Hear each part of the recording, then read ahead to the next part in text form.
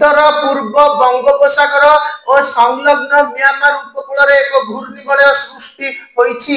एहा प्रभाव रे 24 घंटा रे उत्तर बंगोपसागर रे लघुचाप सृष्टि होई पारे बोली पाणीपाग विभाग पूर्वानुमान करिछि। मंगलवार कोरापुट और मालकानगिरी रे प्रबल रु अति प्रबल वर्षा होई पारे। कलाहांडी कंधमाल रायगड़ा गजपति नवरंगपुर और नुआपड़ा रे भारी वर्षा आशंका अछि। उपकूल ओडिशा और आभ्यंतरीण ओडिशार विभिन्न स्थान रे घड़घड़ी सह वर्षा होई पारे।